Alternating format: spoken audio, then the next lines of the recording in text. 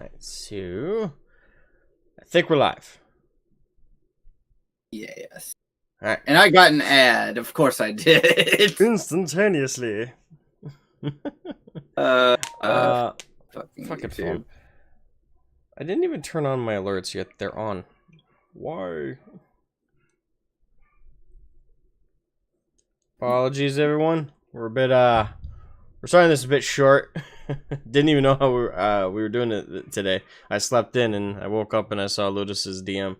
I was like, hey, I could do it today. I'm like, all right. It's already 12 o'clock. Let's get this underway. But yeah, so we're doing Usually it's me that can't make it, so it's normally my fault. not today. Entirely my fault.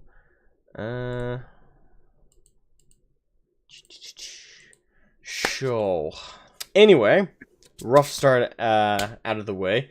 How's everyone doing? Oh, Nathan with the super chat, man. Thank you for the generous super chat. Thank you. I very much appreciate it, Nathan, as always. And welcome. You were first. Calcio, B to the A to the S to the E to the D, based. What do we do? Also, it's kind of lucky that I'm able to do this today. Because Taylor works. Today is actually our 6-year anniversary. Oh, congratulations. Thank you. Of House Raven. Leviathan Dreadnought, the Great Knight Draven said, time to get myself busy by painting an entire army of House Raven Imperial Knights. Have fun.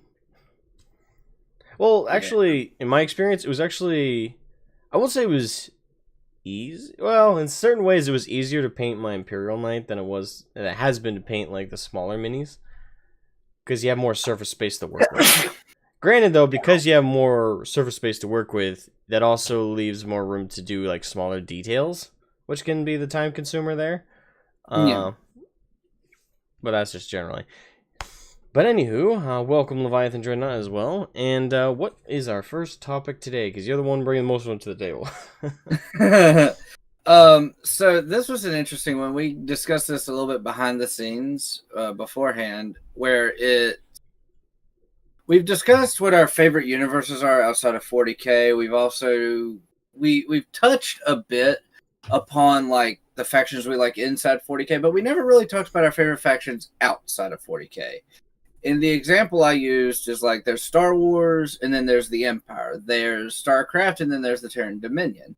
So I thought that'd be an interesting rabbit hole to go down. And then the other one, which I have to look at because I don't know. I don't think you saw this, but I've been really overworked this past week, so I'm still a little tired. I know how you feel. I'm kind of tired too right now, but we can do this. I believe in us. Ideas for alternate lore or new lore we'd like to see in either 40K or other universes. Actually, I just started recording an alternate lore series of the Horus Heresy if the Loyalists and Traitors were flipped. So I might actually go into that discussion a little bit. Okay. Well, not necessarily going into the specifics of my videos, but going into the idea of flipping the Traitors and Loyalists with the Horus Heresy. We've gone down that route a little bit before. Yeah. Specifically with in an alternate universe, if Horus didn't turn traitor, who would lead the eventual heresy or the betrayal or great coup, whatever you want to call it. Which I'm now kind of flipped on that one. I was kind of adamant on saying Lorgar because he was the one who started it, and without Horus, he would be the only one I would see fit to lead it. But actually, I'm starting to see the Lion as a choice. And I could see the Lion leading the heresy. I don't think he'd be a good leader, though. I think he would have issues, because one of the things I do stick by is even also Horus, welcome to Nameless Scholar. Almost forgot to welcome you, man. Even with Horus not turning traitor, I do think that Kurz, Angron, and Fulgrim would all still fall to chaos. And I think specifically with Angron is where the Lion would have his problem.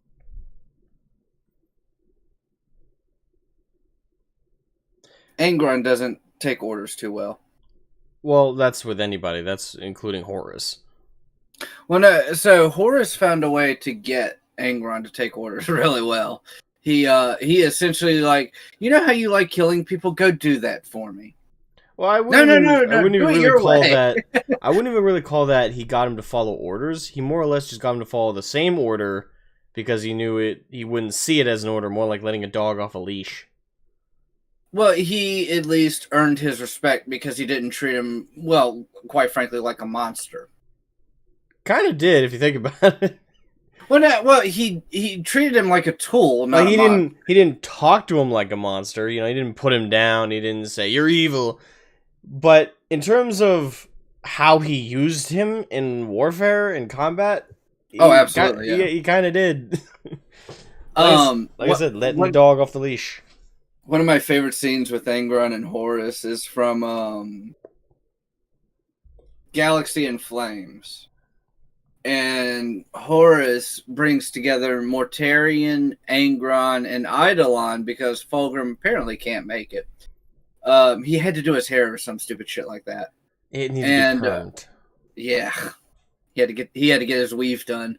My God, I need extensions. Oh my God. And so Eidolon says something like really does something equal parts brave and stupid and gets really smart-assy with Angron. And Horus is like, remember this. That's my brother, a Primarch. You're not a Primarch. So sit there and shut the fuck up. And I'm like, that is absolutely amazing. But yeah, so we did talk about the if Horus would not have turned traitor or if Horus would have died. Which I think either way that would be an interesting turn for the heresy. There's a lot of what ifs, so especially around the heresy. Oh yeah. So that's a rabbit hole in itself. So are we starting there? Or did you want to start with the alternate our favorite fictional universes? Not only outside 40K, but outside. Our favorite sci-fi. Yeah. Yeah, let's do that one. Let's start with that one first, because I think the other one will be too deep of a rabbit hole, and that will take up most of our time. So let's start with the short one. All right. I did something wrong. What'd you do wrong? Oh no! Like I said, I'm actually working on a thumbnail at the same time I'm talking. Which now that I say that sounds kind of rude. It's okay. I don't need to be the focus of your world. I understand. Well, no, it's just like I've got to get this done in the next 2 hours, so I'm just making sure I have it done. All right. And I guess I'll start. Are we staying within sci-fi or no, any universe. So it can be sci-fi. It can be fantasy. Fantasy like Warcraft, Warhammer Fantasy. It can be. Well, I'm not too familiar with Warhammer Fantasy's lore and Age of Sigmar and stuff like that. I know very, very little. But for other universes, Warcraft, big factions later in the lore, I'd probably say the Horde. But if we're going like specific races, Orcs and maybe the Scourge. When it comes to Warcraft specifically, my favorite has always been the Scourge. Mostly because I love how their job throughout every game they have been in has essentially been fucking with people. Well, it's been they're a doomsday weapon. Well, no, it's like they are the Loki of the Warcraft universe. All right, I'm gonna need you to explain that one there, Chief. Okay. So in Warcraft 3, the Scourge, under the leadership of Ner'zhul, fucks with Arthas by literally putting in his mind, in order to save your people, you have to kill them. And this is a literal thing that he does. And at the same time, in... Well, no, sorry. Let me separate this. The Scourge that turned into the Forsaken, because in Wrath of the Lich King, the Forsaken, in order to actually do any kind of serious damage to the Lich King, attack him with the plague that they were told not to work on. And they end up killing an untold amount of Alliance and Horde troops at the same time. Priorities. Just But that sect of the Forsaken also were anti-living people. Yeah, well, no, that was the Forsaken as a whole, because that was under Sylvanas' Right, but at the time, they were the most open about it. That's fair. I just love it because it's like, we need to attack the Lich King. You know what? Let's just fucking kill everyone. I mean, why not? Time and place. Do either of you two feel as though the Sec Ops from Avatar got cheated? Also, welcome Dane Newell Bauer. The Spec Ops from Avatar. Avatar as in the blue people, the blue monkey people Avatar? And that's what they are, and... I love that that's what it's come down to. Hey, well, how would you describe it? How would you summarize the Na'vi? The good anime-esque Avatar, or the horrible waste of time Avatar? Well, I don't remember there being a Sec Ops or Spec Ops in... Well, I guess the Dai Li count. That's what I was thinking of, was the Dai Li. And other than them, I am not sure who would count as Spec Ops in Avatar: Last Airbender. Or even Korra. Well, in Korra there's more arguments for certain factions. James Cameron Avatar. Right, so yeah. So, Blue Monkey the Sec Ops. Yeah, the Blue Monkey people. Yeah, they kind of did. The whole planet attacked them at once. And well, to be fair, they kind of deserved it, though. They were literally trying to strip mine the planet and kill the entire ecosystem just for the dumbest named mineral in any fucking movie ever. This is where I don't think they're as morally evil as the story tries to make them out to be, because technically speaking, Earth was on the brink of destruction. They needed the unobtainium. Again, I agree. It's dumb. The thing is... I love how you said that, and it's like I said it, but now I've got to vomit a little. It's so bad. Like, I heard James Cameron wrote it himself entirely. I would never fucking admit that. And I would never admit that. Seriously, dude, of all the movies you've worked on, of all the great stories you've been able to portray, you couldn't come up with something better than unobtainium. How long did that take you? Somebody wrote he said, "Oh shit, we need an unobtainable or hardly obtainable or unobtainable ore." And he saw the word. He went, add a I, U, and M at the end. Boom! We got our mineral. So, Murderous Kitten, let me explain something. It's not that I'm anti-humanity first. It's that very specifically, I don't believe in gain at someone else's detriment. Well, that's the thing. Would have mining the unobtainium hurt the Na'vi? Yes, because remember, they had to destroy their special fucking... No, they didn't have to do that. That's what they did because they continued to refuse to let them mine it, because the biggest source of it was under their tree. And they were constantly attacking their vehicles going out to mine it in other locations. The Na'vi absolutely did nothing to try and kind of compromise. Like, let a small team get bits and pieces of the mineral, or find a way to, I don't know, dig far away in a cave underneath the tree to get what they needed, with doing their best to avoid damaging it. There were so many things they could have at least tried, but the Na'vi didn't even let them. So as far as I'm concerned, I don't feel too much sympathy, because they weren't being fair. And they were attacking the humans constantly. And yeah, I fully agree they had the right to. Technically speaking, they were invading, but the humans weren't attacking them back that much. They were more or less just setting up their base and trying to negotiate with them. The Na'vi were being completely unreasonable.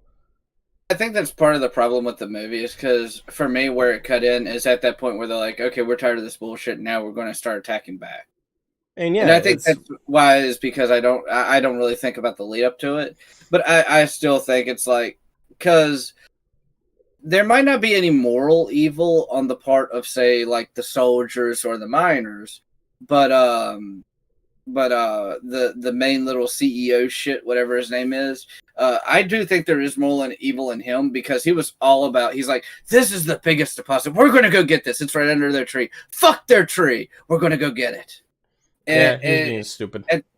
yeah, at that point, he's either being, like you said, just completely stupid, or there is that moral bankruptcy. So at that point, it's kind of like, But even then, again, he called in science teams, and in all fairness to him, he did everything he could think of to try and have a peaceful resolution with the Na'vi. They continued to refuse the peaceful resolution, and he got translators. He even started the Avatar program, which was probably a huge waste of resources to create the clones that were going to serve as sleeves for the consciousness.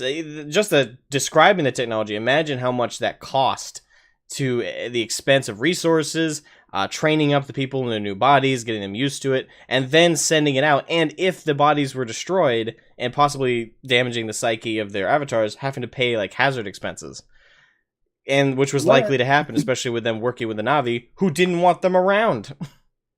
I mean, to be a little fair to the Na'vi here, if someone comes up with a clone of your species with a different species consciousness into it, wouldn't that freak you out a little bit too? And yeah, it freaked me out, but I wouldn't shoot first, ask questions later. I'm not gonna lie. I would probably, as soon as they're like, "Yeah, we're not actually you. We're just a different race inside of a clone of one of your people," I would probably fucking kill them. I'm not gonna lie, because that would freak me the hell out. I'd kill them if they were hostile. In the case of humanity's perspective, the RDA was on the clock. They were using the anti-gravity capabilities of Untamed to help turn us into a truly spacefaring race. Okay, so in that case, if it's just to turn them into a spacefaring race, then I'm even less on the side of humanity. Because that's quite my frankly, stance hasn't changed with that, because that's still key to them saving the humanity. Because their current abilities for space travel is basically to send out large ships where you have to hibernate in cold freezing, and wake up after a long period of travel. So damn, that'd be the worst way to get blue balls, wouldn't it? Well, think about it compare it to 40K. Pre-warp travel. Oh god! It took multi-generations to get to just the simplest locations. Right. So, and the thing is, imagine the overpopulation that would have happened on Terra or Mars or so many other worlds if they hadn't accessed warp travel to get to very livable places across the galaxy quickly and maintain and colonize other places to fill out their population and not overcrowd places like Terra or Mars, where they still overcrowded despite having the ability to colonize other places. So imagine that same problem, but warp travel's still not a thing. And the only way to help out with the overpopulation, to lower pollution on Earth, and save humanity, is to access the unobtainium and use it to travel and actually be spacefaring, as opposed to their current limited version of the same thing. They were on the clock in two ways, both on a business sense, and they were on a clock in terms of their race's survival. So in terms of moral, black and white, the story and fucking James Cameron tried so hard to make it like, oh, evil humanity and good guy. The thing is, if he really wanted to do that, he should have made them more unreasonable and made the stakes back on Earth less high. But humanity was literally about to die. They were dying. They were desperate. And despite being that desperate, they still didn't shoot first and ask questions later. They came to the planet and tried to set up communications with the Na'vi to ask, hey, can we just mine this shit? We don't want you. We don't want to hurt your world. We just want this shit. That's it. That's all we want to do. And now they're still like, arrow, spear, get out of here. It's like, oh, well, how reasonable. To be fair, when I would have started shooting immediately after, but they still made attempts to be peaceful. So I'm still not on the side of the Navi in that storyline. I mean, two things. One, to be fair, one of them did want that blue ass. At least one of them want that blue ass. Right. The second part All of is humanity, some blue poontang. Yeah. I have a better solution. Let's introduce the warp to the Avatar universe. It'll take care of the overpopulation and the space travel. And yeah, but that's literally taking a completely third option that isn't there in the storyline that were presented. It'll work. But outside Because that, it takes care of the overpopulation because there'll be fucking demons now, and it'll take care of the space travel. Because Geller fields won't be a thing, so that'll make space travel real. Look, and also that takes care of a third problem we didn't even think of. They will never be bored, ever. technically, Calcio says some Malthusian BS I hear here. Malthusian? Too smart for me. I'm blanking on what Malthusian is. But yeah, that's my take from Avatar.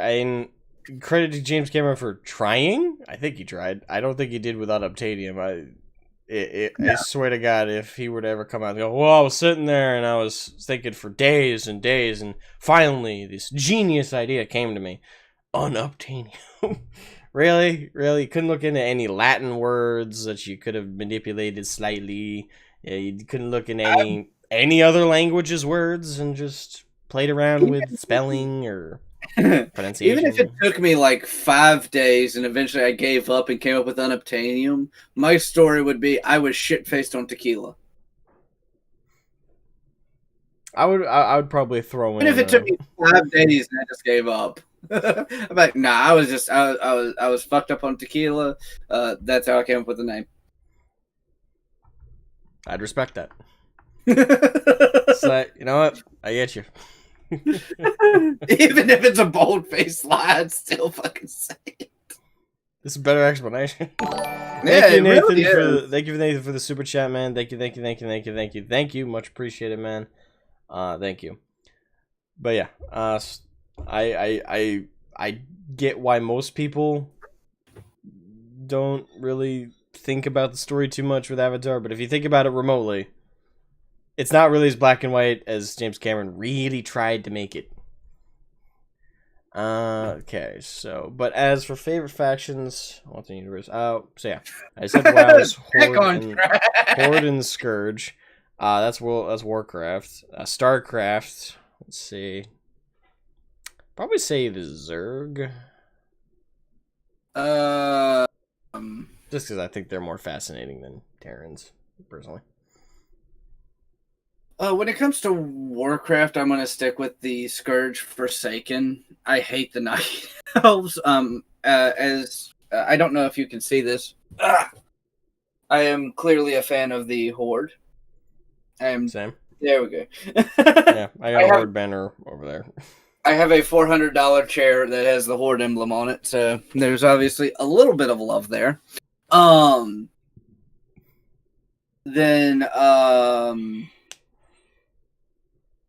StarCraft. Gameplay wise, I like the Zerg. Lore wise, I prefer the Terran. I think the Zerg really lost me as far as their lore when it came to StarCraft 2. I'm mostly going off both games though when I say. Well, so the reason is because the story for Heart of the Swarm is literally, I got to turn back into a monster to save everyone. And it's just like, it really, the problem with Kerrigan specifically, and this does bleed into the Swarm a little, is the Superman complex. Superman is a horrible superhero because his superpower is literally, he has every tool in his belt for whatever he needs at that exact moment. Isn't that Batman? The tool in the No, belt thing. I mean I get what you're trying to do, but no, like any problem that Shark Superman can. repellent spray. Anybody? Sure, yeah, I mean I that's just have this. God. I'm so sad Adam West passed away. He was Yeah. such a good Batman Rest in character. peace. I'm Uh, not even Catholic, but just in case he was. but so well, no, it's like no matter what situation comes up, Superman always has a counter to it, and I think that really cheapens him as a hero. Like a good hero is the one that And does have the this is where, having read the several iterations of his comics, I'd say depending on the generation of comics, or if you're going based off shows, I'm not sure what you're deriving from. comics, shows, movies, all of it. I Because would I've say that when it comes to Superman, it's a story of, I'd say, a good example of like why I think Superman is actually a rather fascinating hero is, do you know the story of him losing his Earth father? I think I remember that one. It was I remember that one from the comics. I don't know if they ever did in the TV shows or they the. did it in the TV show Smallville, which they did it very well in my opinion. And they did also do it in the Man of Steel movie, but they did it so fucking poorly. Like that was the worst part of that movie, is how they No, handled. it wasn't. The Yes, worst part it of the. fucking was, because they Oh made no his no no! death Wait wait. preventable. No, okay, I misspoke. It was Man of Steel. I was thinking of Batman versus Superman because the worst part of that fucking movie is Martha. What did you say, Oh, besties? that's also stupid. That was the dumbest fucking thing ever. That That was dumb, but I still think at what they did with Jonathan Kent in the Man of Steel movie was a fucking crime, because they made his death entirely preventable. The whole point of his death in the comics was it was a real change, like a game changing moment for Clark, yeah because it was a death he, despite all his godly powers, couldn't prevent. It was a heart attack. There's nothing he could have done to prevent it. yeah And that for him was a harrowing moment, understanding that despite all his power, despite all everything he'd been gifted with, there was still some people you couldn't save. It was a heartbreaking moment, and in my opinion, one of the best moments from any comics, hero or otherwise. Well, also this goes specifically to my taste in heroes. I prefer anti-heroes. Wolverine, Deadpool, Venom. I prefer the heroes that either A have no qualms of collateral damage, or B they have that really bad backstory. Like, and by bad I don't mean like it's written poorly. I mean like they have a fucked up backstory. And it really affects their character and how they react. For instance, Wolverine, he was essentially a science experiment that kind of fucked him up mentally. Deadpool, Deadpool was always kind of messed up in the head. Venom has the symbiote, and where him and Eddie Brock almost share a mentality, it causes a bit of a split personality thing. A really good villain along the lines of Venom is Carnage. Carnage is an amazing villain, and Carnage is probably one of my favorite comic book characters and has been for years. Carnage is absolutely amazing when a symbiote and its host are on the same level with every thought, and he's so cool. He is. Eh. I love Carnage. Carnage is amazing. Carnage is such a smart ass when he kills people too, and I love it. I'm glad you found your one true love. Like, I think Carnage is interesting. He's not my favorite villain. it's hard to, I mean, like, he's up there as far as like favorite villains. I don't know if I would call him my favorite, but he is definitely one of the top. He's definitely my favorite Spider-Man villain. But that also goes into the fact that I don't consider Venom a villain. Say that 5 times fast. I cannot. No, for Venom, Venom's not technically a villain. He's more of an anti-hero, so I do keep those separate. Well, it depends. Early on, he was straight up a villain. Later on, he Oh yeah. became an anti-hero. Oh, absolutely. Early on, he was definitely a villain. Early on, he was kind of like what Carnage ended up becoming, which I think is also kind of funny. Because he was the villain with absolutely no qualms about collateral damage. And then he became an anti-hero with no qualms of collateral damage. It's one of things where there's a level of there is a real level of balance when it becomes between an anti-hero and a villain. And I do kind of like that, where some of them do really play that razor's edge. Okay. I mean, I get where you're coming from for anti-heroes. I definitely enjoy anti-heroes more often than I enjoy the normal base heroes, but I wouldn't discredit or put down those heroes by comparison, though. Because oftentimes when we see the heroes, whether it's DC or Marvel, the mainline heroes, they're the way they are not because they just magically are angels who were born with the best morality one day. Like look at well, really any of them. But first one comes to mind, Spider-Man. If in the early comics in particular, he actually wanted to use his powers for fame and fortune. It was a profit. It was a profit he was going to use. And Uncle Ben talked him down and told him, "Listen, with great power comes great responsibility." I know everyone knows the quote. Yeah.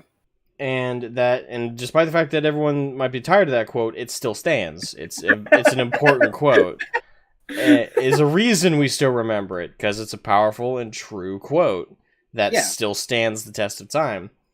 And the harrowing moment that made that made Spider-Man, Peter Parker, I guess I'll just say Peter, that made Peter really understand that he couldn't be selfish and self-absorbed.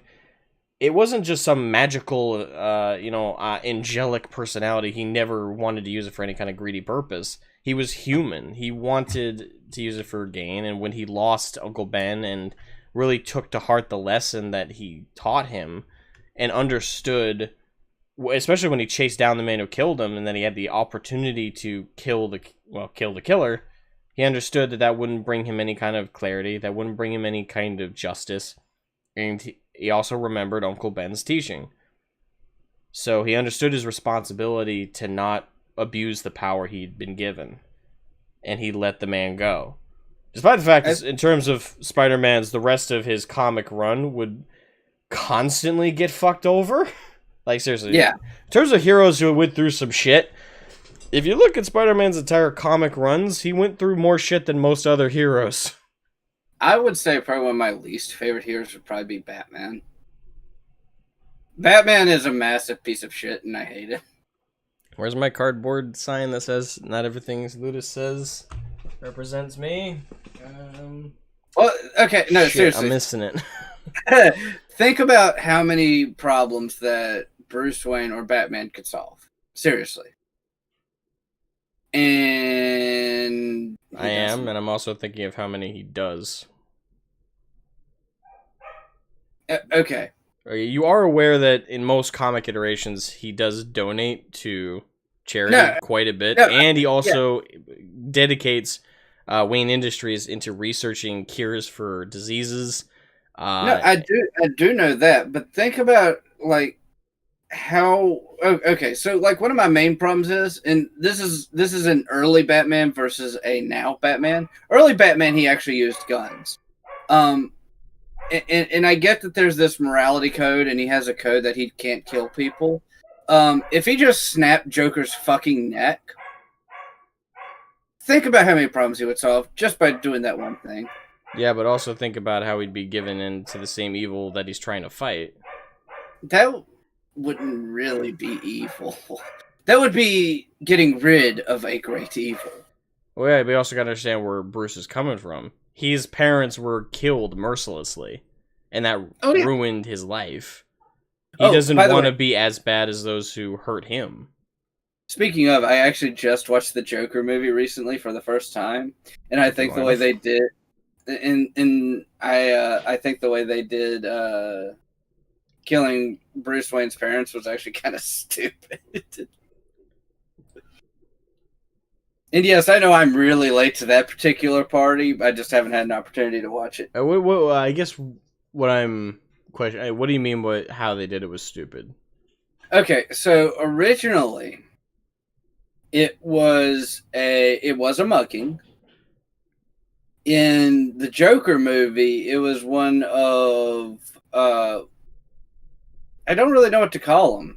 One of the Joker's fanboys doesn't even run up and mug them, just fucking shoots them in cold-blooded murder. All And right, it really it takes the meaning of the kill very much differently. It, and I agree. it, Yeah, and I think just the fact that they do it from a random person just mugging them, which says, and this is also where I'm coming back with like, because Bruce Wayne and his father have plenty of opportunity, and I mean, yeah, I kind of get where you come from, but to do more to help out Gotham as a whole, and I guess they really shouldn't have to shoulder that responsibility. That should be spread around. It's just not, but they take a random mugging from a random person showing um how shitty Gotham is to, oh hey, the Joker started a riot and one of his fanboys just ran up and killed him because he's a piece of shit.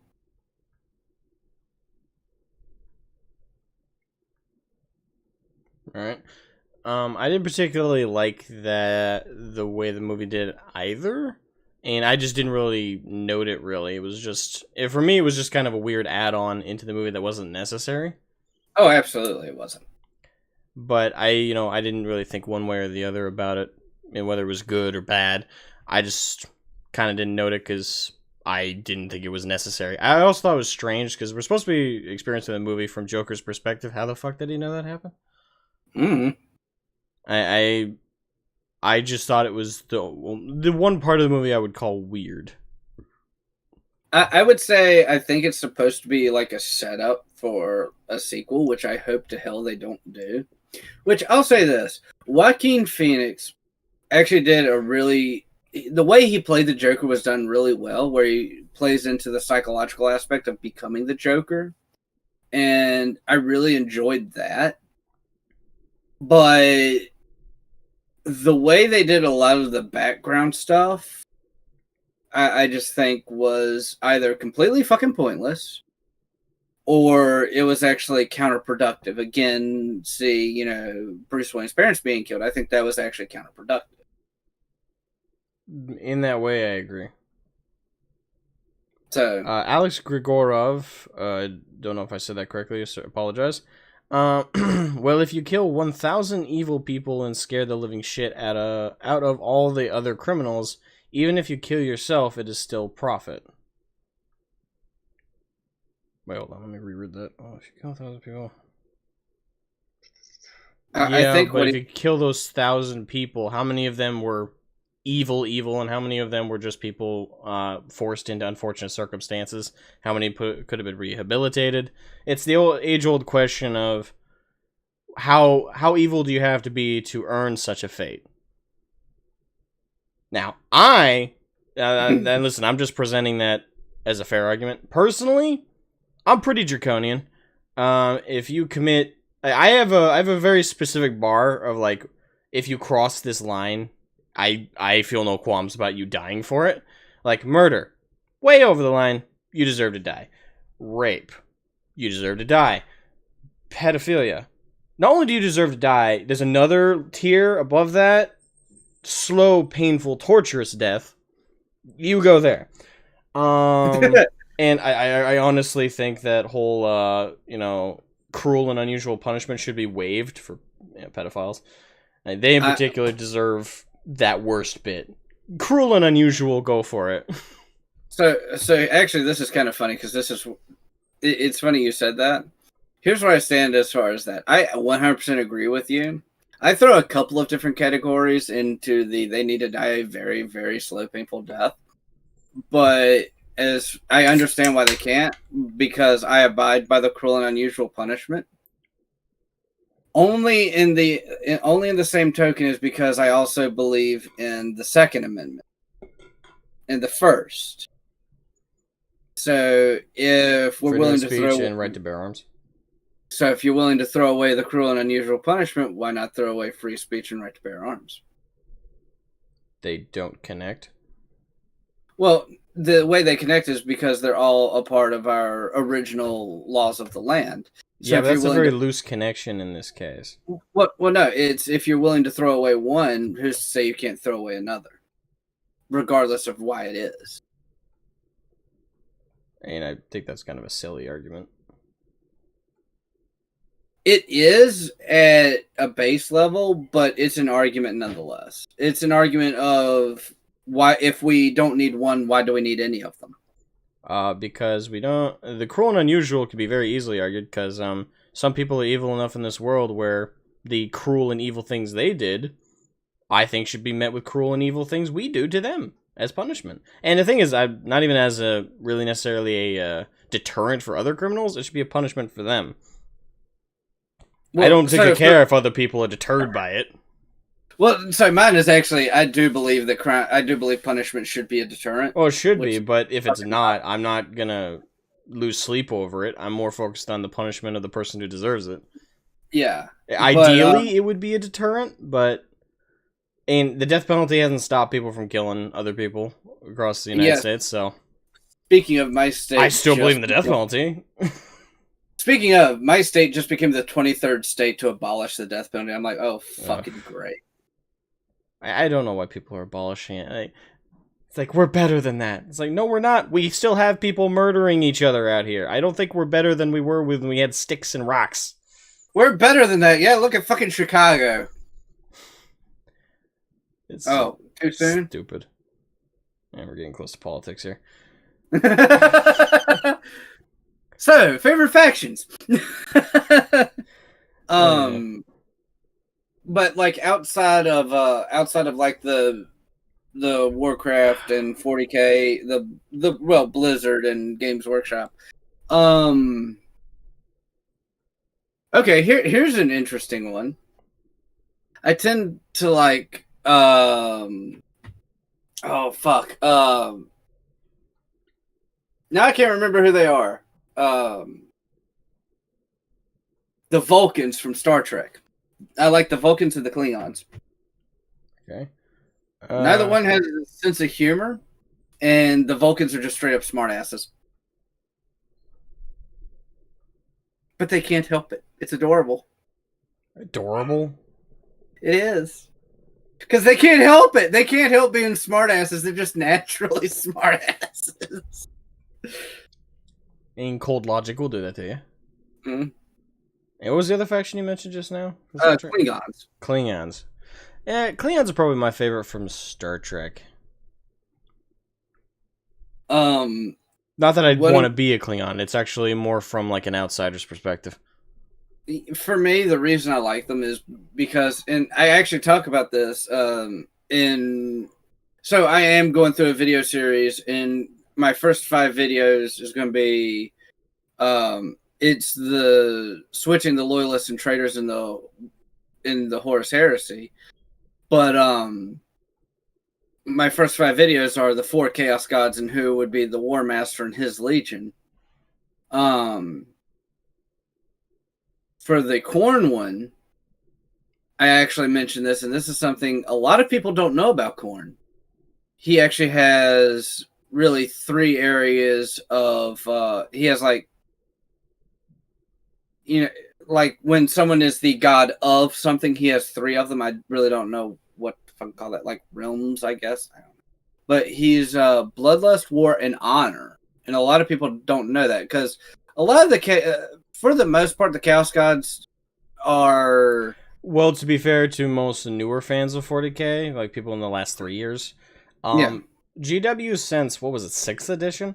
Since 6th edition, I'll say, because I don't, even back when I started with 7th edition, they've always portrayed Khorne as just murder, death, kill.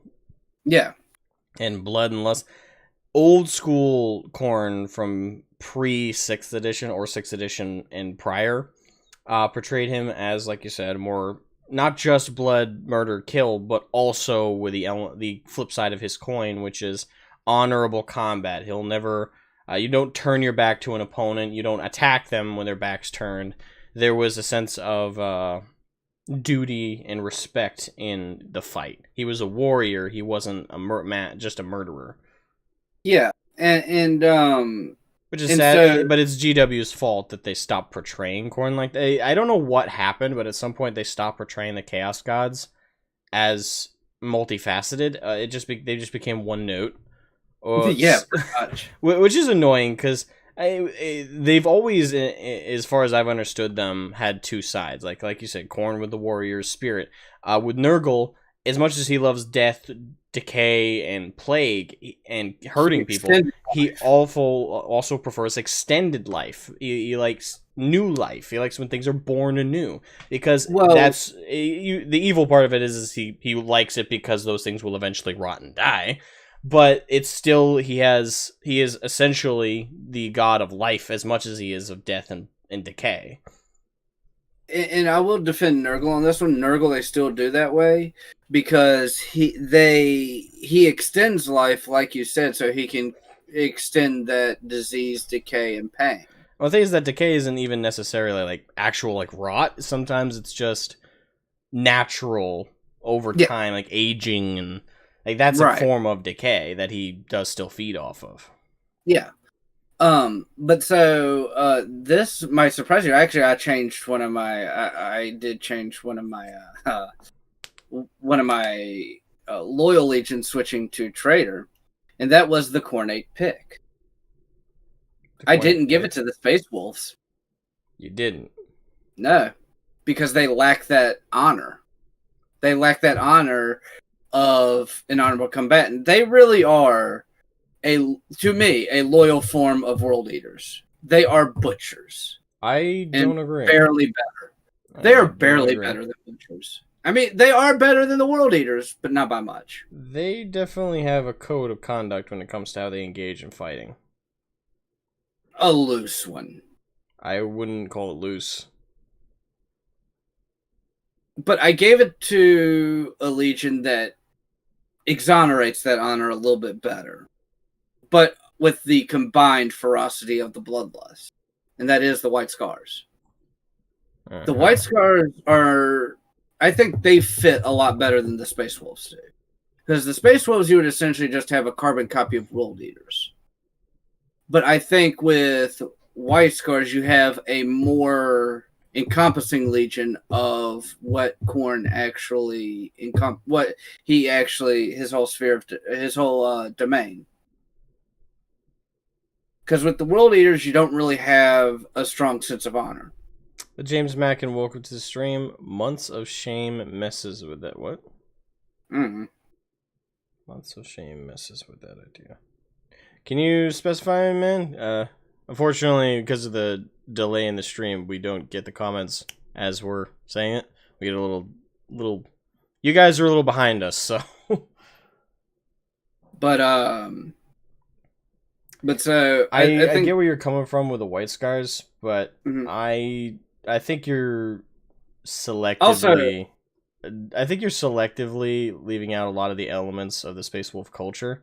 And I get that you hate them on a fundamental level, and you're going to do that instinctually, but I think you are leaving out a lot of another reason details. I didn't give it to them is because I end up giving them to Chaos Undivided.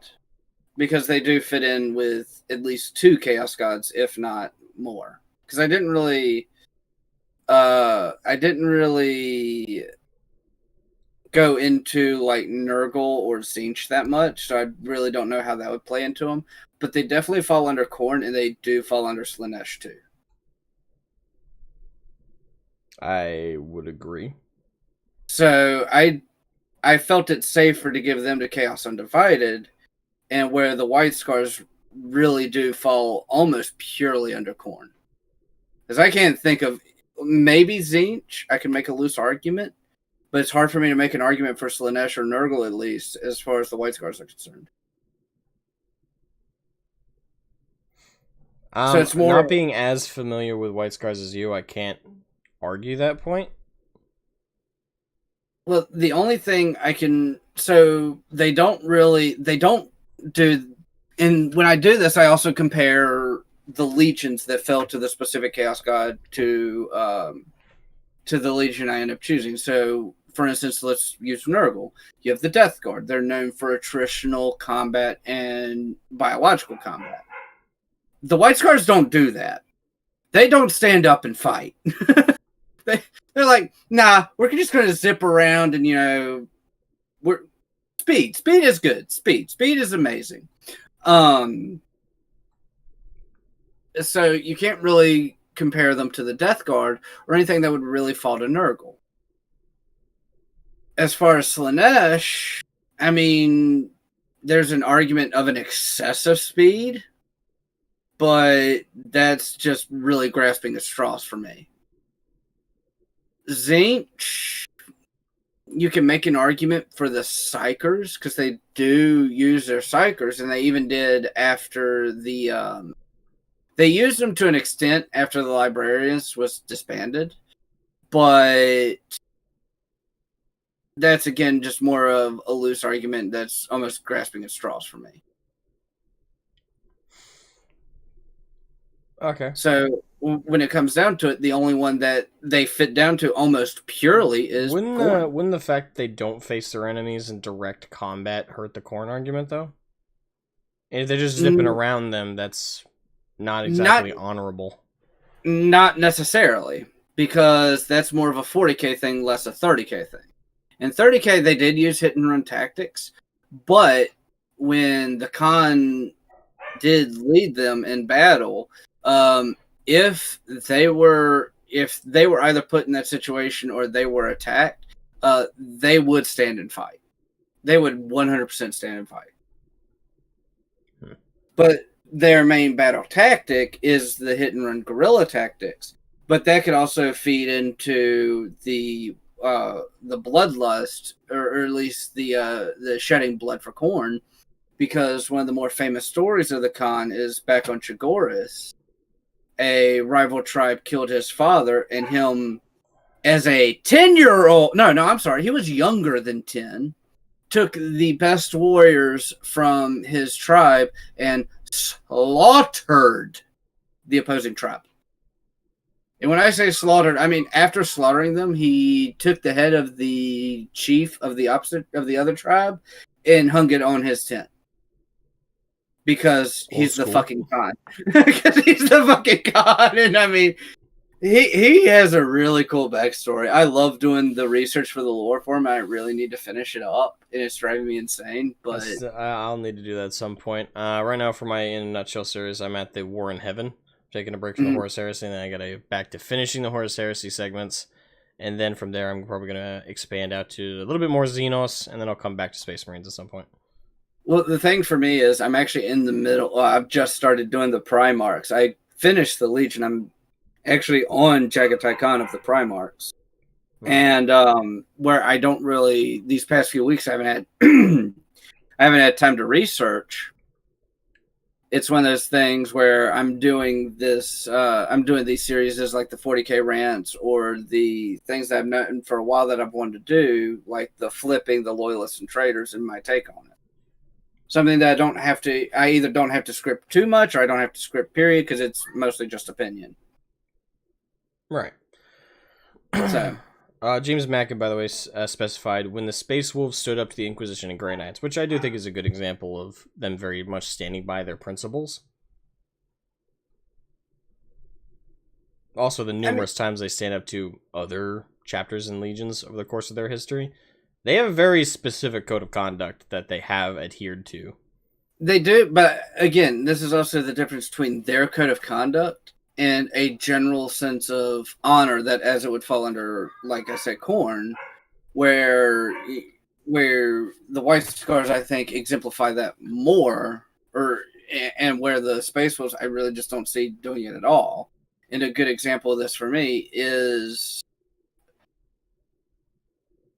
I would honestly say the burning of Prospero would be a great example. I don't agree. Because, Well, no, And because that, it's not like they used underhanded tactics. They attacked full on.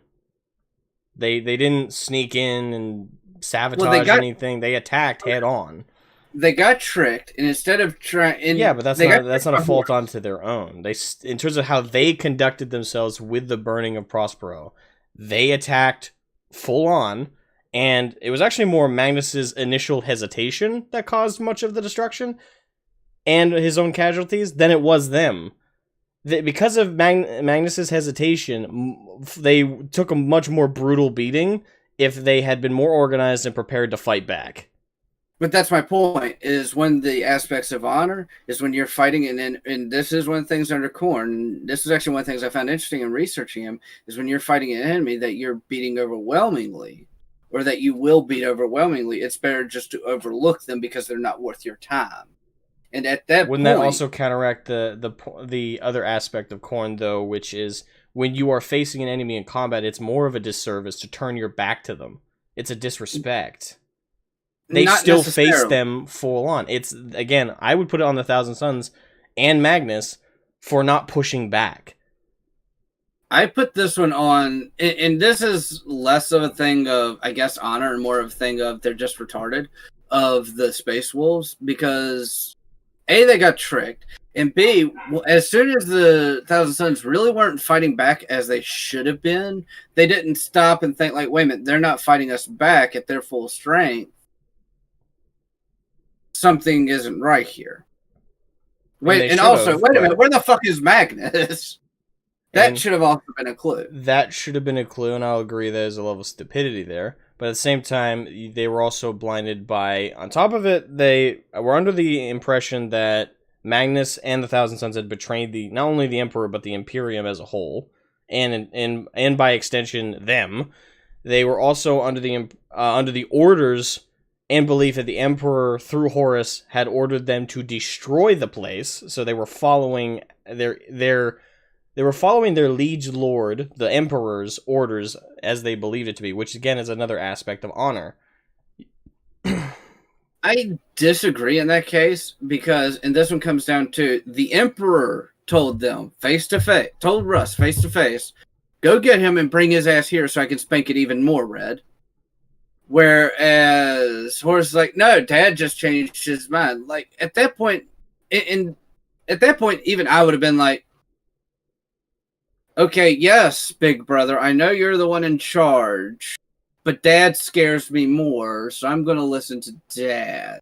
Well, the thing is, as the Primarchs were told by the Emperor, the words that come from the War Master Horus are act as mine.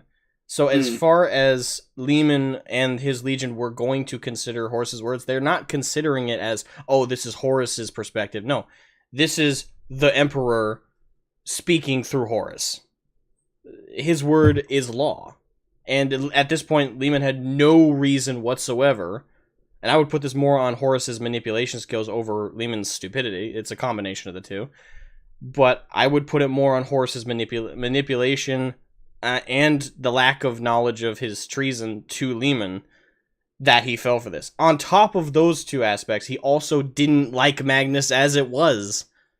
So he was fully willing to accept it and not think about it too much or too closely.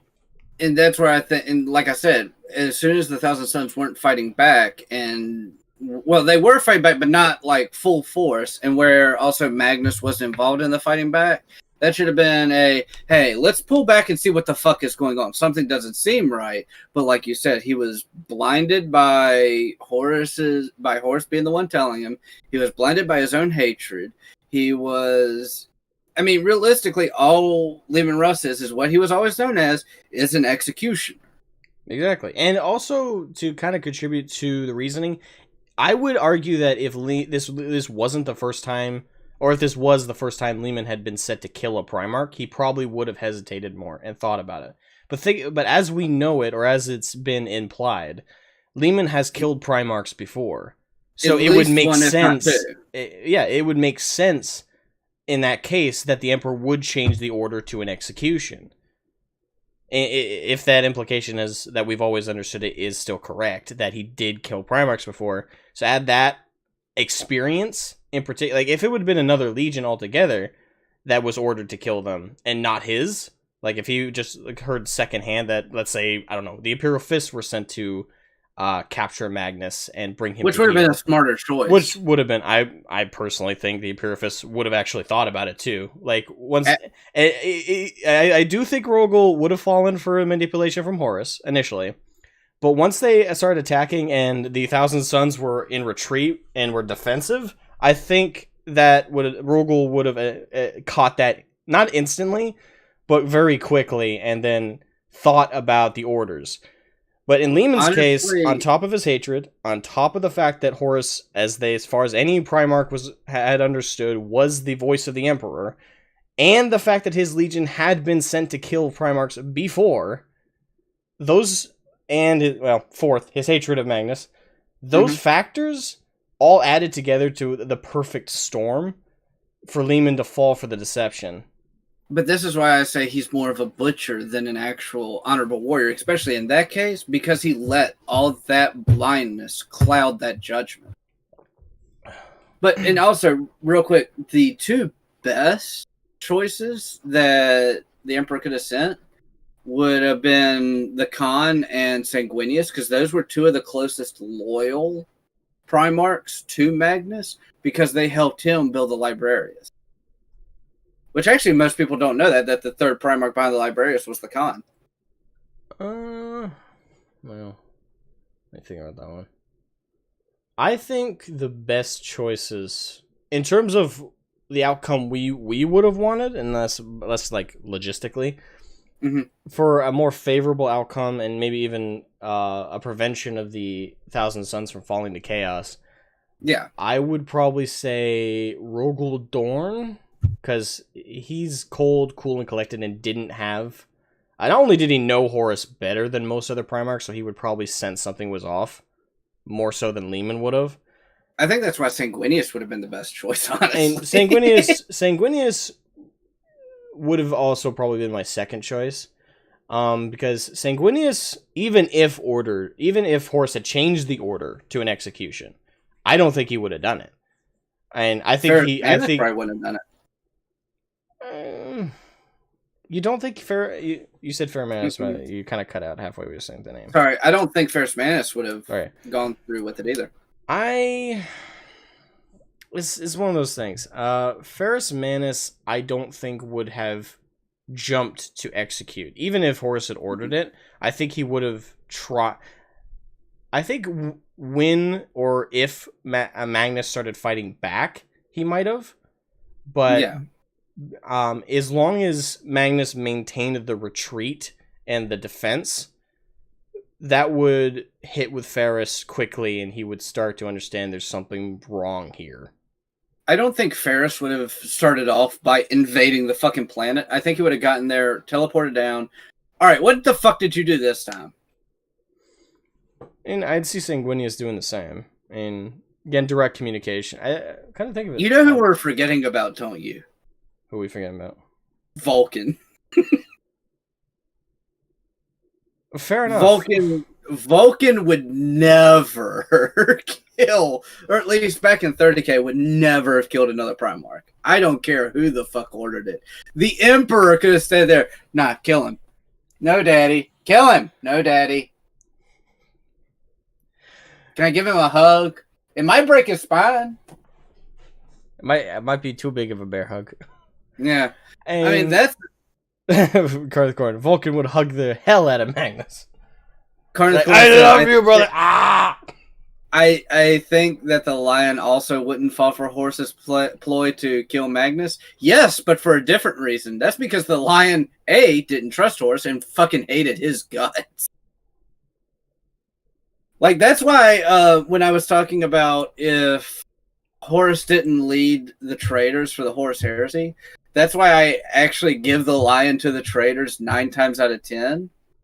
Because he absolutely loathed Horus. He held hatred for him because he was picked War Master over him. And I actually find that very fascinating. Best to send after Magnus Alfarius. No.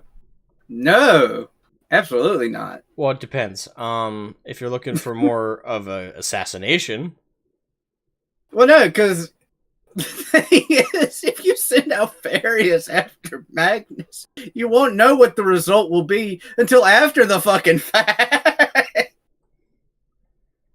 yeah. And thing is, at this point, Alfarius already was loyal to Horus, so if Magnus will come out of the main pyramid of Tisca saying, "I am Alfarius." the memes will never die with the ovulation. The memes will never die. Send in Conrad Kurz. Yes, that would be That would just be about worse. that would be worse. just about as good of an option as fucking Lehman Russ. That would be worse by far, because at least Lehman would attack head on. Conrad Kurz would pull some evil shit. he would send fucking Araman to Magnus inside out. Oh, that would be a nightmare. Mortarion might actually be Mortarion would be a horrible choice. Mortarion hated Psychers and hated fucking Magnus. Mm-hmm. Fulgrim would have been a bad choice because he was already getting corrupted. Angron would be a horrible choice. Angron would have been Lehman Russ's devastation of Prospero times 2. I disagree. I think it would have been about the same. I do not agree because they bombarded. They did an orbital bombardment of the planet. There's not much more you can destroy. There is. Yes, Rogel Dorn was actually one of Asmogon's main choice, and actually I kind of agree with that. Yeah, Rogel Dorn and Sanguinius were my 2 choices for like the ideal outcome. Because Rogel Dorn didn't hate Magnus as far as I understood. He was closer to Horus than most, so when Horus gave the correction order of execution, I'm pretty sure Rogel would have been cool and collected enough to sense something was off. I don't think he would have instantly known, Horus, you're a traitor. No, I think he would have just felt something was wrong, but he'd still follow through with it because he was still affectionate towards Horus. Horus was his best friend amongst his brothers.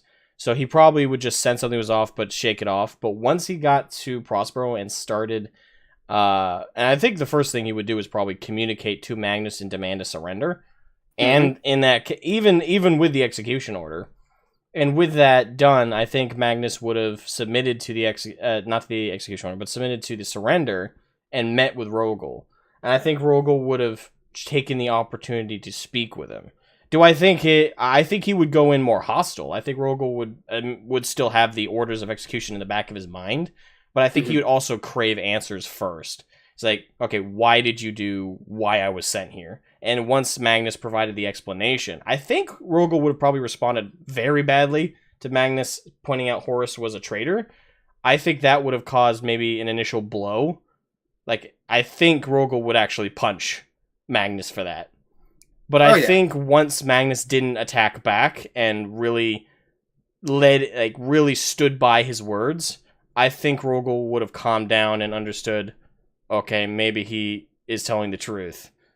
And I think he would also harken back to the bad feeling he got when Horus ordered him to execute Magnus. I think that's actually why I like the Khan for choice. Because even after the burning of Prospero, he went to Prospero to figure out what happened. And he actually talked with a shard of Magnus. And got the answers. And he waited even till after that until Magnus admitted what he did. And that's when the Khan turned against him. He's like, no, we're now fully traitor. We can't come back from this. And that's when the Khan's like, all right, I'm fucking done with you. But I think had he gotten there before that, like, hey, okay, so what actually happened? He would have heard him out. And also, one of the things that really helps the Khan, at least for me, is because he was so detached from everyone that Horus could be like, no, you gotta go kill him. Like, I don't really give a shit what you say. I haven't up to this point. Why would I now? So I think that has a lot to do with it for me. But again, the one we agree on, Sanguinius, I think is kind of like the obvious choice. And I don't think Sanguinius would ever follow the order to kill one of his brothers. Absolutely And not. not in that during the peak of the heresy. Yes, definitely. We saw it with how he engaged Horus. He was willing to kill him. He knew he wasn't going to, if you believe the side of it of if he had premonition abilities, and he probably Yeah. knew he was going to die at Horus's hands. But before the actual heresy occurred and the civil war had begun, not in a million years, I don't see Sanguinius following that order, even if it was given to him by the Emperor himself. I think the only two Primarchs I can honestly say would never kill another Primarch would be Sanguinius and Falcon. I would agree with those two choices. I can't. I mean, I could see Dorn doing it. I could see the Khan doing it. I could literally see, every other Primarch doing it except for those two. Actually, I take that back. I couldn't see Lorgar doing that, but that's because Lorgar's kind of a pussy. Well, that's more of a lack of ability, not lack of intention. Yeah. But I mean, at the same time, it still counts. Almost choked on my soda. Oh, yeah. My Rain was the first person to point out my big ass skull. Have you noticed it yet? I noticed it. I just thought it was big because it was close to the camera. No. It's a 52-ounce cup. That's a lot of drinking, my friend. Mm-hmm. Alfarius would kill Primarchs left, right, and center and not caring. Probably. With a lot of body doubles, maybe. Yeah. He would kill Primarchs and replace them with Alpha Legion, which would be really awkward when you get to Magnus. Magnus, you're shorter and you're not red. I am Alfarius. I mean Magnus! Omae wa moshinderu. Nani? Pretty much. Hey, that meme defines the Alpha Legion pretty much. Oh, yeah. Let's see here. I did, Murderous Kitten said this a while back, bashing dumbass Wolf Boy again. I mean, every time we talk about 40k, I usually get yeah, and I don't agree with you most of the time about it. Carneth Corn, this framework is just two Marines in a trench coat. And yeah.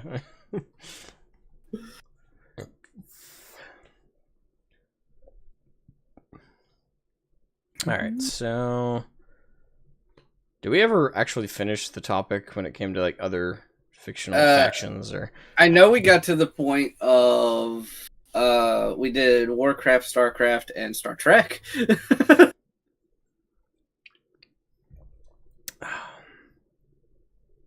I think with the Prospero thing, we actually started talking about your other topic for the about the alternate lore that either we would like to see or that we kind of like started to add in new lore.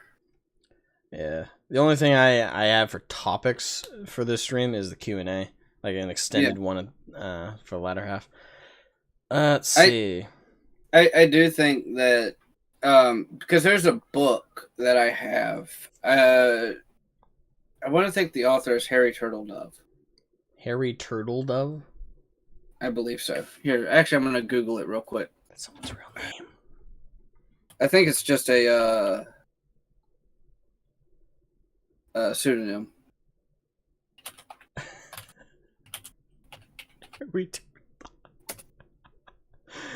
Oh, if it is, praise to that guy for coming up with a catching name. It's Harry Turtledove. No, that is his actual name, Harry Norman Turtledove. Oh, how unfortunate. So, In the Presence of Mine Enemies is an alternate history book. It's essentially, it takes place, I want to say on the East Coast. The East Coast? Oh, no. It takes place in Berlin. I'm sorry, I'm wrong. I was about to say the East Coast United States? Yeah, it takes place in Berlin. A little close to home. And the idea behind In the Presence of Mine Enemies is if Germany had won World War II. and it takes place in it is set in 2010. So, 11 years ago now. yeah, but it was written in 03. So that's kind of uh it's kind of a immediate future kind of thing though. It was made in 03. It's based in 2010. It's only a 7-year difference. and the main characters of the story are a family of Jews passing as, good little Germans. And it's actually a really good book. I would recommend it to anyone. It's a really fascinating book, and it's one of those really good kind of like will they make it kind of books. And it's really, really good. But I think that one of the places where 40K could actually get in on this is if they did a book series like this of like alternate lore, for instance, like the Horus Heresy flip, like with the what if stories. Yep. And I think that would be because that also gives them, for the fans who either love chaos or who either or who like the loyalists and they want to see what would happen if the loyalists did turn traitor, or if they don't like certain factions within chaos and they just want to see them stay loyal so someone cooler can have their job or whatever. That would be a cool aspect to do, especially with the Horus Heresy, or even like good example of Siege of Vrax. What would happen if the loyalists lost? Just random stuff like that, and I think that would honestly be kind of cool. I would definitely, especially right now with some of the storylines they're going with modern 40K, I would prefer what if stories like that. But the problem is when it comes to the army of writers that are in the Black Library, I'm trying to think of who I would trust to write those stories. And Dan Abnett comes to mind. Oh yeah, Dan Abnett. Hold on, I have to figure out who the writer was for it. And for trader specific stuff, like more trader winnings, I should say, probably Aaron Dembski Bowden. Like we talked about with the podcast episode with Arch. He's good with chaos shit. He sucks with loyalist shit. It would be funny seeing him write like Chaos Ultramarines. I'd read that any day of the week. It's like what they actually are, and then not pretending to be something else. Or even better, like a really interesting alternate history, and this one would be one that he would do really well, is what if the Emperor was doing it just again? Like, if the Emperor was as big of an asshole as he writes him to be. Like, here we have something you can excel at. It's what you write anyway. It's like, this is what you're good at. Get writing. It's like, oh, yeah. And also Murderous Kitten, it's less about, the book is less about Germany winning World War II and more of the situation it puts the world in. It doesn't really focus on that aspect of it necessarily. And one thing, I know this is completely off topic, but like with those alternate history novels, especially with like the Nazis winning, you almost always notice that they always make it out to be like, oh, if the Nazis won, we'd all be still like, the Nazis would still be in charge. There's people would still be wearing swastikas and shit. And yeah, the thing is, when you really look at history, though, that doesn't hold water. Because pretty much every major, especially oppressive regimes, even if they win, like, outside forces, it's the internal stuff that will eventually break down. Yeah. It always does. Like, a authoritarian regime will never last forever. Well, so I always find it weird that these stories always... Now, sometimes they'll portray, like, the perspective of, like, rebels fighting on the inside, but then there's plenty of stories that always portray as, like, this dystopian future where the Nazis, thousands of years in the future, are still in charge. Like, you gotta be kidding me. The most oppressive regime, and keep in mind, they were based in Germany, spread out, and even in Germany, they were the minority. spread out their control to countries that straight up never believed in the Nazi stuff, they would quickly lose places off of just civilians rebelling. So Well, I always find so like the like, oh, if the Nazis won, it would be an oppressive regime that lasts hundreds and hundreds of years. No, it wouldn't. well, Especially in America, where the free spirited folks here, let's say they beat our entire military and took the United States, they'd never defeat the American people. We'd rebel within a year of them taking over. So I always find those novels completely disregard like the common person. mhm. Like, they almost act as if like, oh, if a world leader is toppled over, suddenly the other side that they're in charge, no one will fight them but fight back, or if they do, they're the underdogs. Not in that case. They would quickly get upheaved. So um, so the idea behind I this find it is unrealistic. well, the idea behind this is that the United States didn't get involved in World War II, which led to the Axis winning. And then there was a third World War where the United States just got nuked. Well, in the case of a nuking, obviously there wouldn't be a rebellion, but that's because everybody's dead. Well, no, it's not that everyone's dead. It's essentially like they nuked, I believe, the East Coast, because I think they mentioned that was New York that was nuked Oh, come specifically. on, why the East Coast? Bomb the West Coast. So, Leave the good shit intact, will you? so I think it's more of a ruling, at least the United States by fear, because it's essentially like we've done it once, we'll do it again, and this time we won't leave anything left. And actually, Calcul said also, I'm pretty sure Turtle Dove series is actually about what happened at the South won the Civil War, but he thought that would lead to a Nazi victory. I don't know if they're connected, but I do know the book you're talking about is called Guns of the South. But that one is a really weird one for me. So Yes, Murder's Kitten, but that still applies to what I said though. That's 70 years, but they still got toppled over. They didn't last forever. My point still stands. Thank you. I love the support. But so in the presence of mine enemies, it's just the aspect of if the United States would have not gotten involved.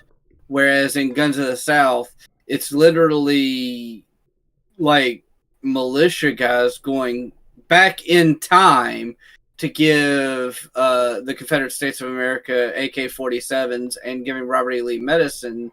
Because I forgot what illness he had, but he had an illness later in life, and it might have had something to do with his heart. But it helped with that so he could be a field commander even more, which that combined with the, having AK-47s against, Civil War era rifles tended to lead to a victory. Because, I mean, duh. No shit. Every country gets toppled over, even USA will one day. Nothing is eternal. That's correct. And if anyone out there is under the impression that the nations that you live in now will it last for eternity, nothing lasts forever. Especially the more successful something is, the harder its fall will eventually be. And look at the Roman Empire. They were controlling the world pretty much during their time, but they got too big too fast, and now how big is Italy? How many people think of Italy when they think of world superpowers now? I don't think they're in the top 20 countries you'd think of. But the other thing to take away, though, is in some form or another, every society will still exist. And America may not always be called America. Hell, it might not even be the United States. It might be just individual sects of what was once the United States. But even with the Roman Empire, Italy still exists. Rome still exists. Some semblance of every society still exists. The Greeks, they still exist. Germany still exists, despite the fact they got their asses whooped in World War II and World War One. Actually, to be fair, Germany is only technically, I think, like 152 years old, because before that, pardon me, but I believe before World War One, World War Two was Prussia. So it was an entirely different thing. And Prussia extended, I believe, from Germany into Poland into like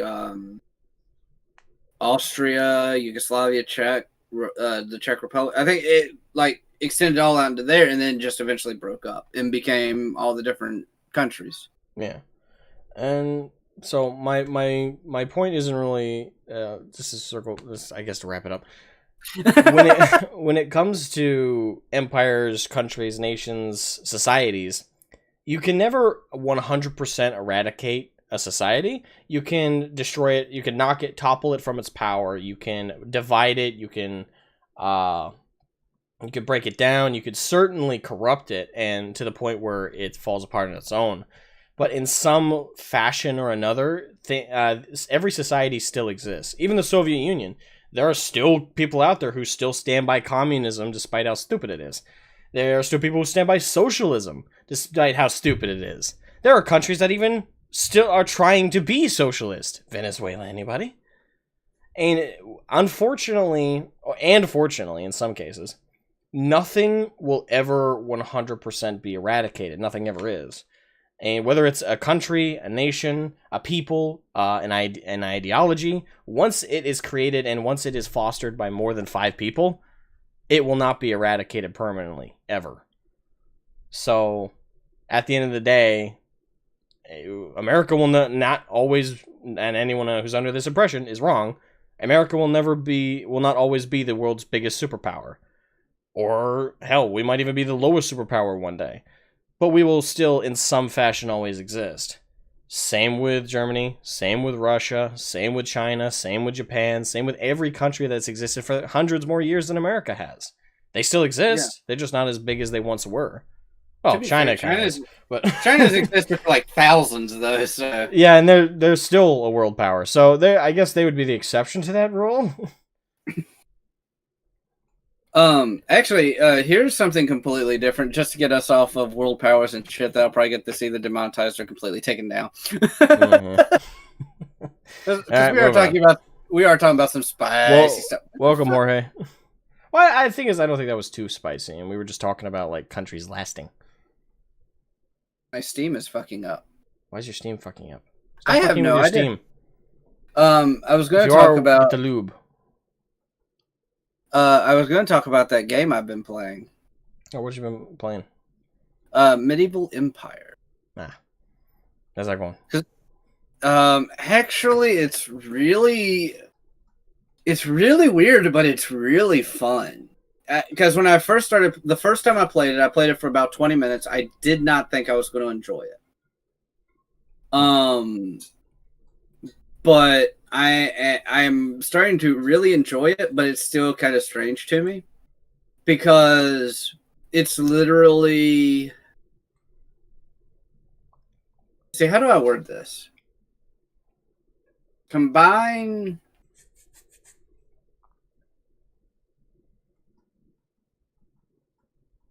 I'm trying to think of honestly what to call it. Because it's really, it's its own thing, which makes it so hard, but it's like so many other things.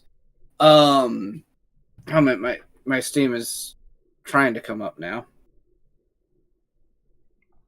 I think. Oh, there it is. Come over here so I can see you better. If you combine Valheim and Minecraft. War. I thought somebody was joking about that in the chat, but no, Total War Rome is actually getting remastered. Oh, I missed that news. Huh. Sorry, you were saying? But if you combine Valheim and Minecraft, but give it a medieval skin, that's really kind of what this is. But the difference is that you can actually build up a community of NPCs. And that makes it really fascinating for me, and I really like that. I've been playing that. I've been playing Kingdoms and Castles, and of course, I have started my nightmare journey on State of Decay 2, and I haven't killed myself yet. Please avoid doing so. I need a co-host. Nightmare difficulty on Medieval Dynasty Tealwolf. Nightmare difficulty on State of Decay 2 is very punishing for the smallest things. And after that, I still have one more difficulty to go. Lethal. You got this. I believe in you. Well, actually, I just... so the way it works, I have to do 4 playthroughs per difficulty. because you have 4 different types of leader. After you beat it with each leader, you get a boon, which is a passive effect for when you play through the game. Hey, Jabro, and thank you for hopping in for just a few minutes. With the builder one, you get free power and free water for your base for the entire game. With the sheriff one, every in-game day you get a little care package, which can be anything from snacks to medication to hell. I've even had them drop off weapons and ammunition, and even grenades and shit. The trader one is you get extra influence, which is the in-game money, and a one-time trader that you can call upon later. And the warlord one, you start off with a cache of high-grade weapons, ammo, and explosives. And I'm going to play through all 4 and get all 4 boons for Nightmare and Lethal. And I've already got the first one, which is the builder one. And doing that was a pain in the ass. I bet. Well, the thing is the whole base-wide power and water thing. After you get it, it makes all your playthroughs so much easier. Before, like the very first playthrough, fucking sucks. Because you've either got to build 1 building for each, or get an outpost for each, which in turn takes up fuel, which also it's actually it's a really fun resource management game that has the skin of a zombie survival game. Jacob Jones or Pierce, welcome. Hello. How you doing on my homebrew highlight avatar thing? I haven't gotten an update. I've been waiting. Nah, I'm giving him shit. But got creaky back. It's funny. People keep talking shit about the Warcraft Reforged. Because it is shit. Well, I've been playing through it and I haven't ran into any issues. Oh, it's what they did to the campaign in particular. What do you mean? They completely removed dialogue. Oh, I haven't noticed that. You'll notice it particularly with the Horde campaign, unless they fixed it since I played it when the Reforged first launched. But they took out how, and the thing is, it's not even subtle. You should be I shouldn't even need to point it out to you. You should be very easily hear it because the lines are just awkwardly cut in. I'm still in the human campaign. Okay, that explains it. Thrall refers to Grom Hellscream. You know, in the original game, he called him Grom. You know, they had a personal friendship and relationship. He either called him Grom or brother or something like that. Yeah, typically. In the new one, for some reason, they spliced him calling him Grom out and spliced in him calling him Hellscream. He only refers to Grom as Hellscream the entire game. And it's done... Again, it's not even subtle. It's not like they very carefully... It'd be one thing if they... It doesn't make sense at all why they would do that, because it just makes the dialogue sound incredibly awkward, because it's very obvious how they splice the audio in. But it's also stupid just from a lore aspect, because Hellscream and Thrall were best friends. They're like brothers. Why rob us of that relationship? Like, why? You left everything else the same and just skinned it over. Why the fuck did you ruin that? By the way, real quick, I have about 20 minutes. Alright, yeah. Well, we'll probably leave the last 20 minutes for the Q&A then. Feel free to do some Q&A questions. Same rules as always apply. No politics. Other than the no politics, I think you're good. It's about my only rule. So go ahead on the Q&A questions. As a crack whip, do you have what I requested? Actually, real quick, I made my manager laugh last night. He didn't work Monday, and me and only one other cook have been there over a year, and we're really close. Like, all 3 of us are really close.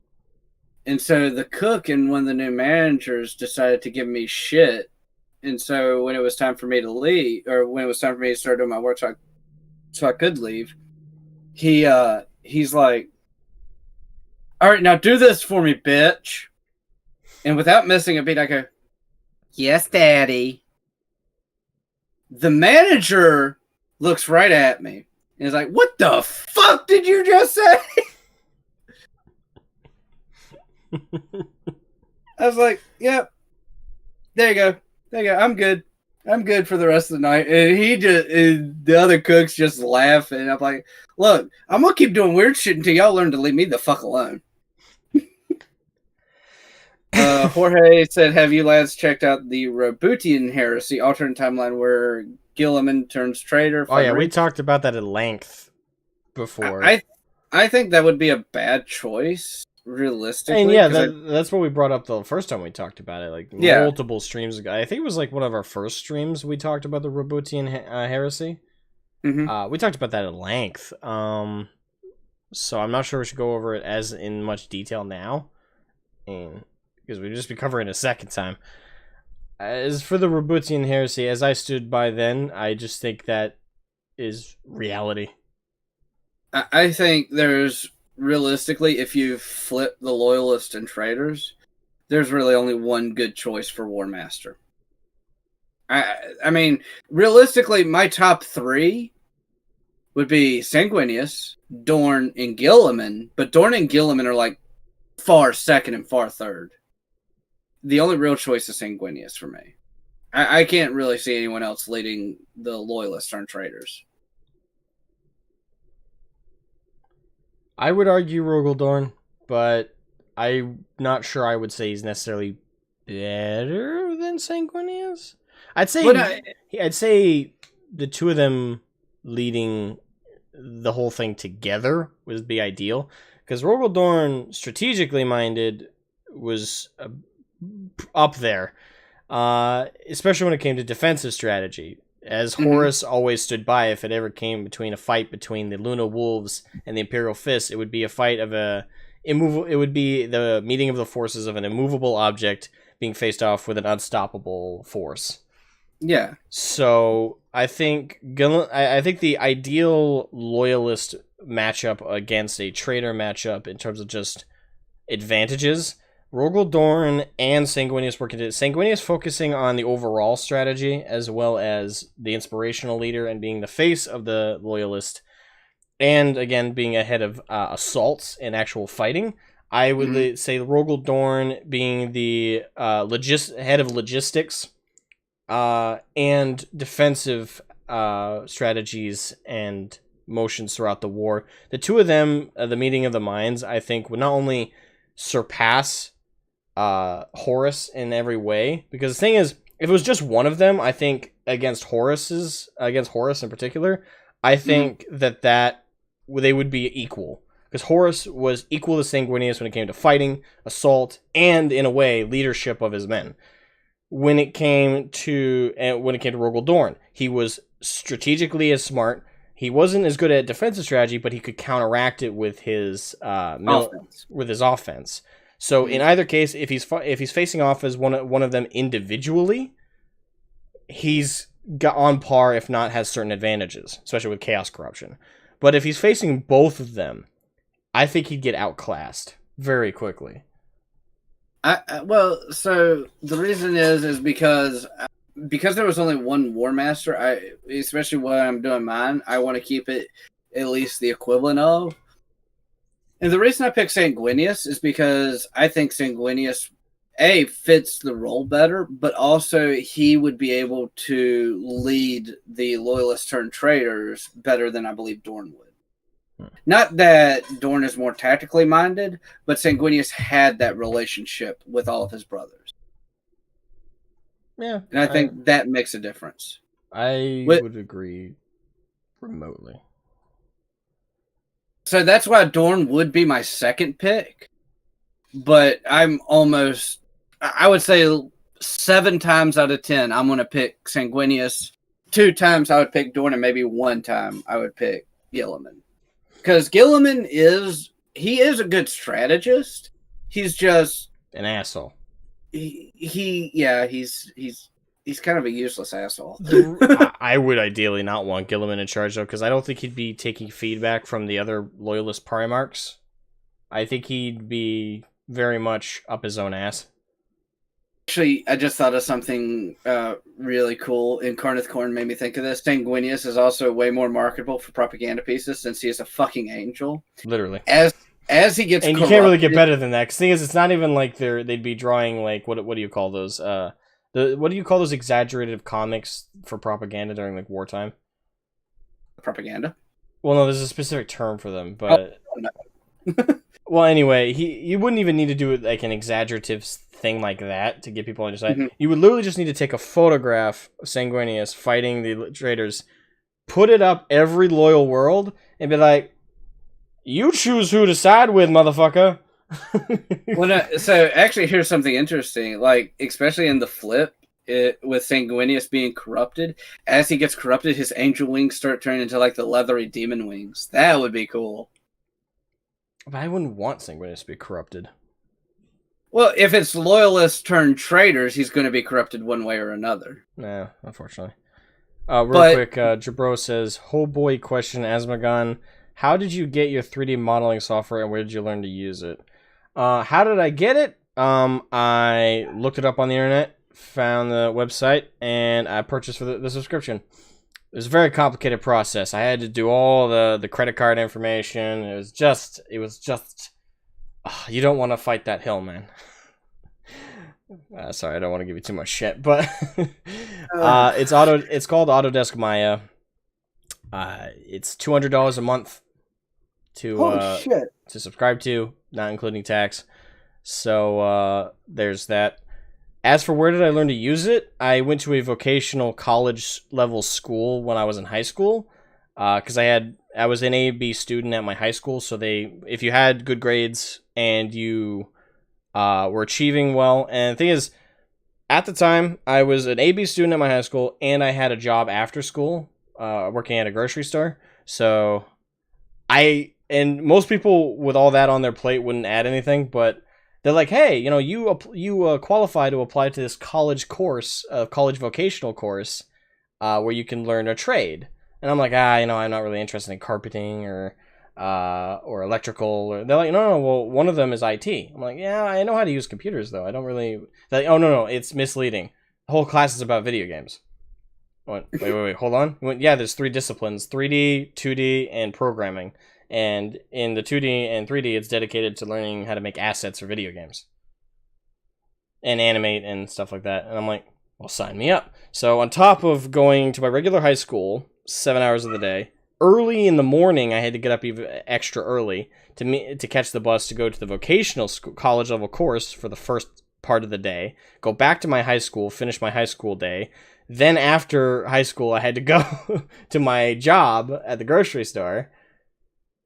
And by the end of it, I probably would be lucky to get 4 hours of sleep as soon as I got home, get up and go to the course. But that aside, that's where I learned how to use the software. And that's where I met like the most important mentor I've ever had. His name is Mr. Wong, or Stephen Wong, and one of the best men I've had the pleasure to learn under.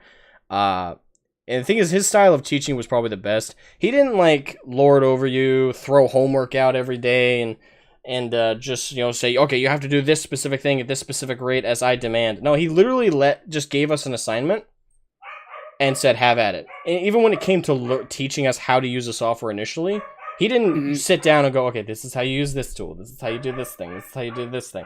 No, he went, have at it, and I'll answer questions as you go. So he would just walk around, wait for hands to go up, and as we just fooled around with the software. That's all we did, and he would just hop over if you had a question, quickly explain to you how it worked, and then from there you would continue to intuitively learn how to use everything. And once we started learning more complicated things, that's when we started having him like stand in front of the class in front of a whiteboard and quickly explain the overall process of developing a video game or writing one or creating assets for it. So I attended that course for 2 years. I think I got a certificate from the program, so I think I have the equivalent of a bachelor's degree in 3D animation and graphics design. So that's pretty cool. And I did it without I having to go to actual college. It's funny because I actually missed I had two really good opportunities and I fucked up both. I was in junior ROTC, which had I stuck on the path that I wanted to go, I would have gone to college for 4 years, gone into ROTC, and I could have been fresh out of college making. Oh man, let me actually look this up.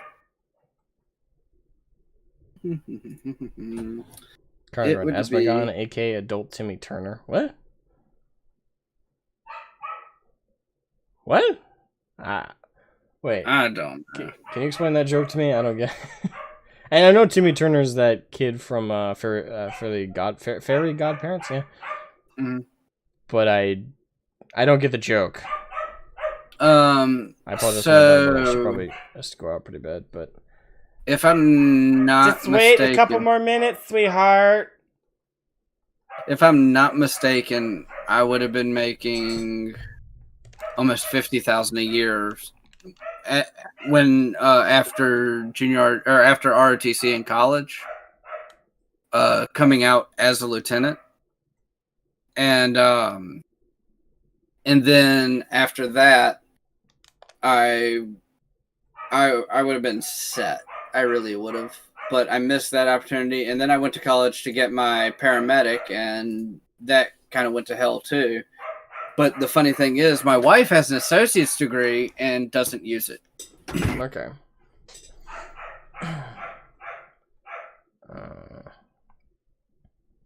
As I think they'd be. Okay, I'm just trying to read through. Wait, this was a game making class all along? Professor always has been, Simon. Jorge has gone after the course. I could see. I could create! When his parents would catch him with new stuff and they ask him where he go, then from he would always answer internet.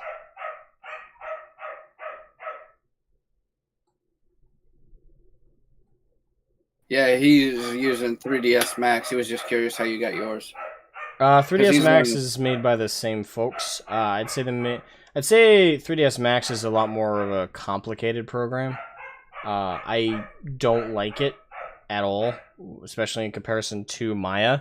The thing is, we did learn a little bit of 3DS Max, but we pretty much focused on Maya during my college course. But they're both made by Autodesk.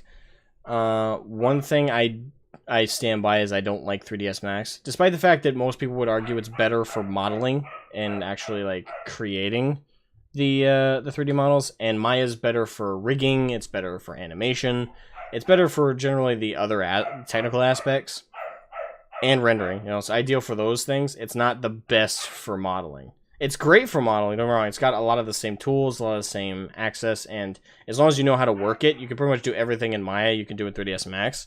It's a little bit, it requires a little bit more intuition, whereas 3ds Max is more dedicated to the actual modeling process.